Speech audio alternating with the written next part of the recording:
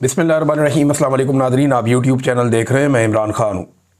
नाज़रीन, सबसे पहले सुहेल अफरीदी साहब की एक वीडियो जारी की गई और एयरवाई न्यूज़ इसके बावजूद वो वीडियो चलाता रहा कि सोशल मीडिया पे साबित हो गया थोड़ी देर के बाद कि ये वीडियो जाली है। हुआ ये है कि एक वीडियो पहले मंजर-ए-आम पे लाई गई और इसके अंदर एक किरदार जो है वो एक इख्तियार वली साहब हैं जो PMLN से उनका ताल्लुक़ है।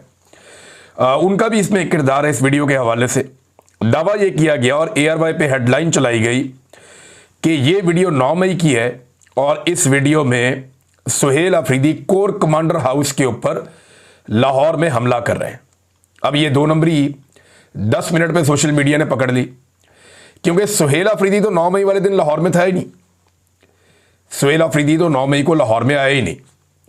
और ये जो वीडियो है ये बाकायदा पहले बहुत सारी जगहों पे मौजूद थी सोशल मीडिया पे, और इस वीडियो का रिकॉर्ड निकालकर सामने रख दिया गया कि ये वीडियो 16 मार्च 2023 की है। 9 मई को सुहेल अफरीदी लाहौर में नहीं थे। अब एयरवाई से जब रब्ता किया तो एयरवाई में जो हमारे दोस्त हैं वो ये बताते हैं कि जनाब क्या करें, किधर जाएं। व्हाट्सएप आ जाता है और उसके बाद जनाब, और ये एयरवाई नहीं कहता, बहुत सारे और मीडिया के जो दोस्त हैं वो भी ये बताते हैं। अब मेरे जो पाकिस्तान में दोस्त हैं वो ये क्लेम कर रहे हैं कि उन्होंने जब एयरवाई में रब्ता किया तो एयरवाई के जो लड़के वहाँ काम करते हैं वो कहते हैं हम क्या करें, किधर जाएं। वो बताया जी कि आपकी हेडलाइन ख़राब साबित हो गई है, जाली खबर साबित हो गई है, अब तो इसको बंद कर दें। वो कहते हैं जी नहीं बंद कर सकते, हमें पता है कि हमारी खबर का फैक्ट चेक हो गया है, पता चल गया कि हमारी खबर बाउंस होगी है, गलत साबित होगी, लेकिन नहीं बंद कर सकते। वजह यह है कि व्हाट्सएप के ऊपर हुक्म आ जाता है, वीडियो आ जाती है कि जनाब ये लगानी है और इसको आपने हेडलाइन में चलाना। तो चला रहे हैं, मीडिया का मुंह काला कर रहे हैं। अब एयरवाई पाकिस्तान के अगर टॉप 5 चैनल्स अगर आप निकालें तो उनमें एक चैनल है, यानी जो बड़े चैनल है पाकिस्तान में, इसमें एयरवाई है, एक्सप्रेस है, जियो है, और इसमें 1-2 चैनल आप शामिल कर दें, ऊपर नीचे होते रहते हैं। दुनिया टीवी एक बड़ा चैनल है, ITV बड़ा चैनल है, और इसी तरह 1-2 और चैनल है। समा टीवी एक बड़ा चैनल था, लेकिन जो उन्होंने हरकतें की हैं अलीम खान के खरीदने के बाद, तो उसके बाद तो बेचारा कहीं रहा ही नहीं, ना 3 में ना 13 में। जो लोग उस चैनल को चलाने वाले थे वो सारे लोग चैनल छोड़कर चले गए, इक्का दुक्का को छोड़कर। बहरहाल ये अब इसके बावजूद कि ये खबर जाली साबित होगी, ना माफी मांग रहे हैं ना खबर वापस ले रहे हैं, ये ढिठाई है। अब मैं आपको बताता हूं अंदर की खबर कि ये हो क्या रहा है और हो क्यों रहा है। आप गौर करें कि पिछले तकरीबन कोई 24-48 घंटे में आपने बहुत सारी ऐसी चीजें देखी कि जैसे आप हैरान हो गए कि ये क्या हो गया, सारे इकट्ठे खोल दिए, यानी टाउटों के पट्टे खोल दिए, एकदम सारे के सारे मैदान में आ गए। गुज़िश्ता 1 हफ्ते की गेम आप उठा लें, चलें, कोई एक नजरिया आ गया, किसी जगह पे कोई एक दूसरी चीज आ गई, कहीं पे सोए हुए बंदों को जगा दिया गया, कहीं पे जो है वो बदतमीजी का तूफान खड़ा कर दिया गया।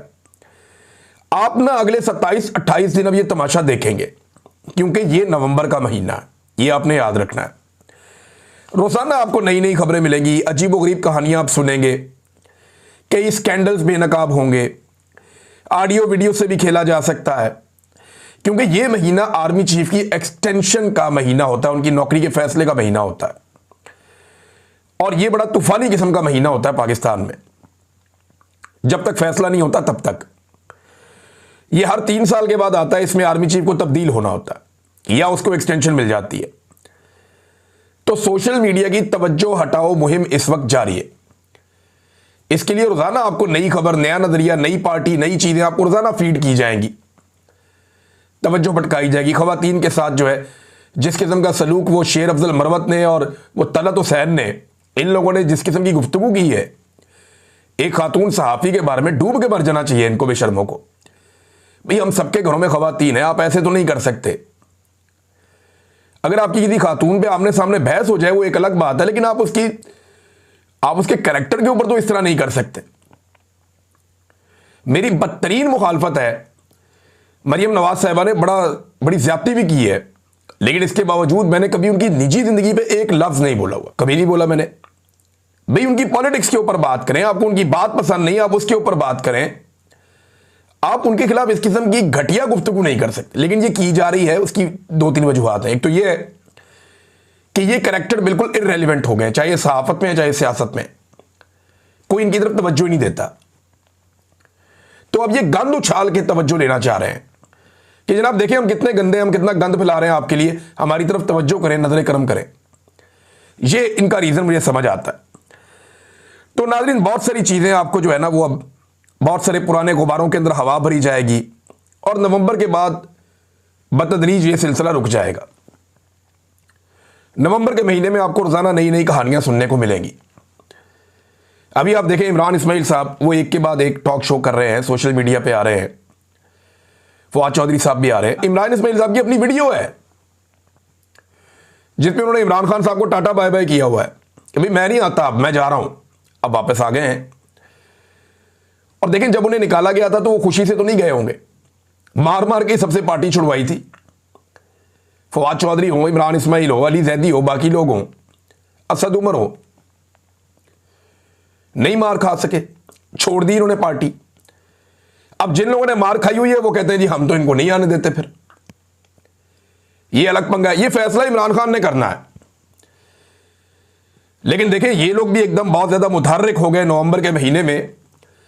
मुझे उसके पीछे ना ये इनकी बदनीयत ही नहीं लगती, लेकिन इनको थोड़ा रूम दिया गया। क्योंकि मेरी सहाफियों से बात हुई कि यार शाह महमूद कुरैशी से मिलना इतना ही आसान है। अभी एक और भी बीमार होकर पहुंचे हैं, मियां महमूद रशीद साहब को भी अस्पताल शिफ्ट किया गया है। क्या इन लोगों को मिलना इतना आसान है? तो जो जर्नलिस्ट है लाहौर में उन्होंने मुझे कहा, उन्होंने कहा जी बिल्कुल आसान नहीं है। जब तक कि आपके ऊपर नजर करम ना हो, आपको मौका ना दिया जाए, आप जाकर नहीं मिल सकते। ऐसा नहीं है कि आप मुंह उठाकर जाएंगे और जाकर आपकी मुलाकात हो जाएगी शाह महमूद कुरैशी साहब से या किसी और से। यह बाकायदा प्लान के तहत होता है और इनको मुलाकात के लिए बाकायदा ऐसा लगता है बुलाया गया था। ये जो जर्नलिस्ट है लाहौर में उनका दावा है। बाकी लोग भी मिलने की कोशिश करके देख ले, वो कह रहे जी हमने कोशिश की है, वहां तो इतना कड़ा पैरा है कि वो ऐसे मिलने ही नहीं देते। लेकिन एक के बाद एक चीज आप सुनेंगे। और एक्सटेंशन की ख्वाहिश जो है ना, हमने इसको नहीं भूलना। एक्सटेंशन की ख्वाहिश एक ऐसी बीमारी है जिसने पाकिस्तान को अंदर से खोखला कर दिया। शख्सियत परस्ती से निकलकर इदारों को प्रोफेशनल अंदाज में चलाने की जरूरत है और इसी से यह मुल्क आगे बढ़ेगा। जब जब पाकिस्तान में मार्शल लॉ लगता है या किसी आर्मी चीफ को एक्सटेंशन मिलती है, पाकिस्तान का बहुत नुकसान होता है। पाकिस्तान हमेशा पीछे चला जाता है। और आज इन्हीं एक्सटेंशनों की वजह से और इन्हीं मार्शल लॉ की वजह से हम पूरे खित्ते के अंदर सबसे पीछे रह गए। और पाकिस्तान का देखें ना, असल में फैसला ही तो आर्मी चीफ का फैसला ही तो असल फैसला होता है। ये जो इलेक्शन होते हैं ना कौमी असम्बली, सूबाई असम्बलियों के, ये छोटा इवेंट होता है। इसमें वो हुक्मरान आते हैं जिनके इख्तियारात बड़े महदूद होते हैं। ये जो आर्मी चीफ की तब्दीली एक्सटेंशन होती है, ये बहुत बड़ा इवेंट होता है। इसमें वो हाकिम आता है जिसके पास सारी पावर्स होती हैं। उल्टी गंगा बह रही है ना पाकिस्तान में कि आर्मी चीफ को वजारत दिफा के अंडर होना चाहिए, लेकिन पूरा का पूरा मुल्क आर्मी चीफ के अंडर में होता है। ये हम जानते हैं, आईन में नहीं लिखा, लेकिन ये हकीकत है। आईन के अंदर नहीं लिखा। आपके वजीर आजम को जाकर अक़वाम मुत्तहिदा में खड़े होकर यह कहना पड़ता है। अमेरिका का जो सदर है वो आपके आर्मी चीफ से पहले मिलता है। यह एक हकीकत है, इससे हम आंखें बंद तो नहीं कर सकते ना। तो ये बड़ा इंपॉर्टेंट महीना है और इसीलिए आपको बहुत सारी खबरें लगातार ऊपर नीचे सुनने को मिलती रहेंगी। मैंने साथियों से पूछा है कि जाके कोई ऐसे मिल सकता है शाह महमूद कुरैशी साहब को, तो उन्होंने कहा जी नहीं, इतना आसान नहीं है, ऐसे ही कोई जाकर नहीं मिल सकता। नाज़रीन, इमरान खान साहब के हवाले से एक चीज़ मैं आपको बताना चाहता हूं, क्योंकि बात छिड़ी है तो मैं आपके सामने रख देता हूं कि कभी आपने सोचा है बतौर पाकिस्तानी कि पाकिस्तानियों की अक्सरियत ने इमरान खान को वोट डाला। ज़्यादातर पाकिस्तानी इमरान खान को वज़ीर आज़म देखना चाहते हैं। उन्होंने इंतखाबी निशान के बगैर किसी का वोट उठा के वहां फेंक दिया, दूसरे का वहां, तीसरे का वहां, फिर भी निकल निकल के उन सब ने वोट डाला। इमरान खान साहब को 2/3 अक्सरियत लोगों ने दिलवाई। लेकिन पूरी अवाम ने जिसके साथ खड़े होकर दिखाया, पाकिस्तान के सरकारी मुलाजमीन की जुर्रत आप चेक करें कि अवाम की मर्जी और मंशा के खिलाफ 2.25 साल हो गए हैं, ना आप उस आदमी को सुन पाते हैं ना देख पाते हैं। ऐसा कभी नहीं हुआ, किसी के साथ नहीं हुआ जो इमरान खान के साथ हो रहा है। कलभूषण यादव की भी वीडियो आ जाती है अपनी फैमिली से मुलाकातों की, इमरान खान की नहीं आती। ये बात आप जहन में रखें। पाकिस्तान की मिलिट्री एस्टेब्लिशमेंट ने यह तय कर दिया और उन्होंने कहा कि वो ये करके दिखाएंगे। पाकिस्तान की अवाम बेशक पूरी इमरान खान के साथ खड़ी, लेकिन चंद सरकारी मुलाजमीन की अब जुर्रत देखें कि 2.25 साल हो गए पाकिस्तान के सबसे बड़े लीडर को ना अवाम को देखने दिया, ना सुनने दिया। ना उसकी वीडियो बाहर आती है, ना उसकी ऑडियो बाहर आती है, और ना वो पब्लिक के सामने लाया जाता है। यह है जिद। इसको कहते हैं जुल्म, इसको कहते हैं जबर और जमहूरियत का कत्ल जो पाकिस्तान में हो रहा है। और पाकिस्तानी अवाम की आप बेबसी देखिए। लेकिन कब तक ये खेल, यानी तारीख याद रखेगी ना, तारीख याद रखेगी, एक एक बच्चा याद रखेगा। आज स्कूलों के बच्चे, कॉलेजेस के बच्चे, वो सारे इमरान खान को फॉलो करते हैं।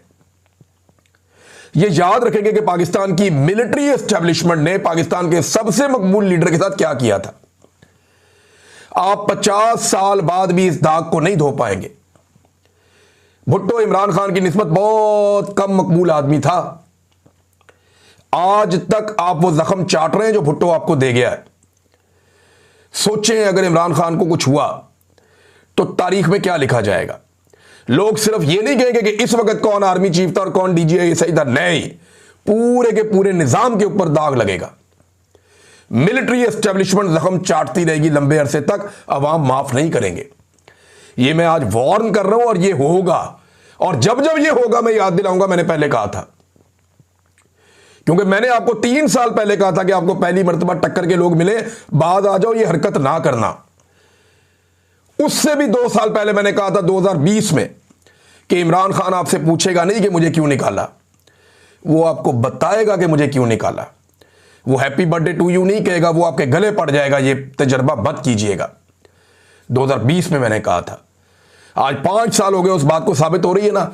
तो मेरी बात लिख कर ले लें कि पाकिस्तान की नस्लें आपको माफ नहीं करेगी। जो आप पाकिस्तान के साथ कर रहे हैं, ये तारीख लिखी जा रही है, बल्कि लिखी जा चुकी है। अब पीछे क्या हटना इसमें। नाज़रीन, पंजाब बार के इंतखाबात की तरफ आते हैं। पाकिस्तान तहरीक-ए-इंसाफ ने काफी सीटें जीत ली हैं। मेरी कुछ सहाफियों से बात हुई, वो कह रहे हैं अभी रिजल्ट मुकम्मल नहीं आए, लेकिन दूसरी तरफ भी सीटें जीत रहे हैं जो तहरीक-ए-इंसाफ के हमायती उम्मीदवार नहीं है, वो भी जीत रहे हैं। और पाकिस्तान तहरीक-ए-इंसाफ बहुत बड़ी कामयाबी हासिल कर लेती अगर हामिद खान ग्रुप और ILF के बीच में इख्तलाफात पैदा ना होते। तो ये मुझे 2-3 जर्नलिस्ट हैं जिनसे मैंने बात की, जो अदालतों को कवर करते हैं, जो इलेक्शंस को कवर कर रहे हैं, उन्होंने ये कहा कि इमरान साहब, बात बड़ी सादा है। हामिद खान ग्रुप एक बड़ा तगड़ा, बड़ा जबरदस्त ग्रुप है और वो कई मरतबा इलेक्शन जीता भी है, उनके पास उम्मीदवार भी हैं, जबकि ILF के पास बहुत तवानाइयां और बहुत सारे वोट हैं। अगर ये दोनों ग्रुप आपस में सही तरह जुड़ जाते तो ये 1 साइडेड मैच होता और ये मैच जीत भी जाते। लेकिन हुआ क्या कि आपसी इख्तलाफात की वजह से फायदा उठाया दूसरे ग्रुप ने, तो उनकी सिचुएशन कुछ हद तक बेहतर है। लेकिन अभी पूरे रिजल्ट आएंगे तो पता चलेगा कि हुआ क्या और हो क्या रहा है।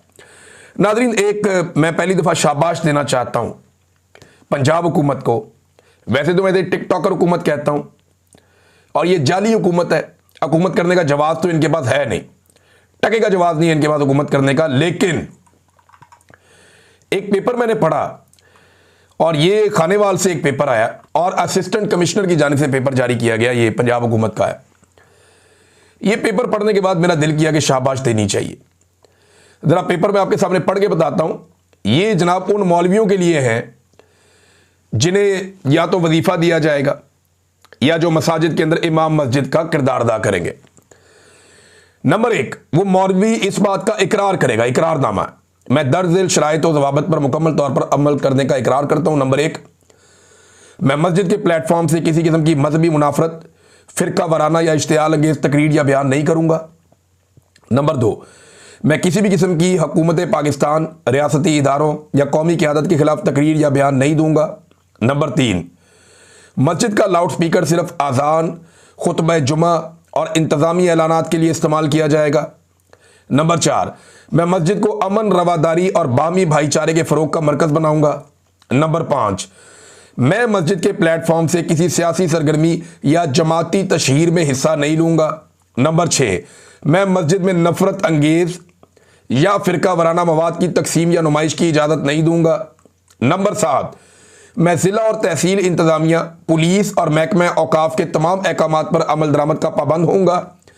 नंबर 8, मैं जुमा, ईदैन और दीगर इज्तिमात के मौका पर नज़्म व ज़ब्त बरकरार रखने के लिए इंतज़ामिया से मुकम्मल ताउन करूँगा। नंबर 9, मैं किसी भी मौका पर अमन व अमान के क़याम के लिए हुकूमत वक्त से हर मुमकिन ताउन फराहम करूँगा। नंबर 10, मैं तस्लीम करता हूँ कि अगर मैं इन हदायत की खिलाफ वर्जी करूँ तो मेरे खिलाफ कानून के मुताबिक कार्रवाई अमल में लाई जा सकती है। मैं इन तमाम शराइत का इकरार करता हूँ। नीचे दस्तखत है। मेरे ख्याल में जिस आलिम को या जिस इमाम को वजीफ़ा दिया जाए, सिर्फ उससे ही नहीं, बाकी तमाम जो मसाजिद के अंदर उलमा इकराम या मौलवी हज़रात मौजूद हैं, उन सब से इस तरह के कागज़ों पे दस्तखत करवाने चाहिए और उन्हें बाउंड करना चाहिए कि मस्जिद को जो है वो एक दीनी मकासद के लिए वक्फ किया जाए और वहाँ पे जो सरगर्मियाँ की जाती हैं, यानी मैं तो उलमा इकराम पे हैरान होता हूँ, वो चिल्लाते रहते हैं मरे हुए यजीद पे और मरे हुए फिरौन पे, जो आज के दौर में है उसके ऊपर तो बात ही नहीं करते और नफरत फैलाते हैं। हमेशा इन्हें इस्तेमाल किया जाता है और ज़्यादातर इन्हें एस्टेब्लिशमेंट इस्तेमाल करती है। लिहाजा ये एक अच्छा कदम है। तमाम उलमा इकराम को इसका पाबंद करना चाहिए, तमाम मसाजिद के इमामों को इसका पाबंद करना चाहिए। ये ठीक है, ये गलत चीज़ नहीं है और इसके ऊपर सख्ती से अमल दरामद भी करवाना चाहिए, जैसा कि बाकी ममालिक में होता है, पाकिस्तान में भी होना चाहिए। नाज़रीन, हुकूमत पाकिस्तान ने एक और अच्छा कदम उठाया और वो कदम ये है कि चमन और तुरखम बॉर्डर, यहाँ से जो अफ़गान शहरी हैं, जो मैंने आपको बताया था एक ख़बर में कि बहुत बड़े पैमाने पर जमा हो गए हैं, सिर्फ एक ही जगह पे 400 ट्रक खड़े हैं जो भरे हुए ख़वातीन से, बच्चों से, बुज़ुर्गों से, अफ़गानों से, और 3 हफ्ते से ये लोग फंसे हुए थे, ना पीछे आ सकते हैं ना आगे जा सकते हैं। लिहाजा अच्छी बात यह है कि हुकूमत ने इसके ऊपर एक्शन लिया और चमन और तुरखम से जो है अफ़गान शहरियों को अब रवाना कर दिया गया। तो ये एक बड़ी अच्छी खबर है, कम से कम ये लोग अपने घरों को तो पहुँच जाएंगे। लेकिन जो इनकी तजलील हुई है गुज़िश्ता चंद दिनों में, वो बहुत अफसोसनाक पहलू है, वो नहीं होना चाहिए था। नाज़रीन, अब तक के लिए इतना ही। अपना ख्याल रखिएगा, अपने इस चैनल का भी। अल्लाह हाफ़िज़।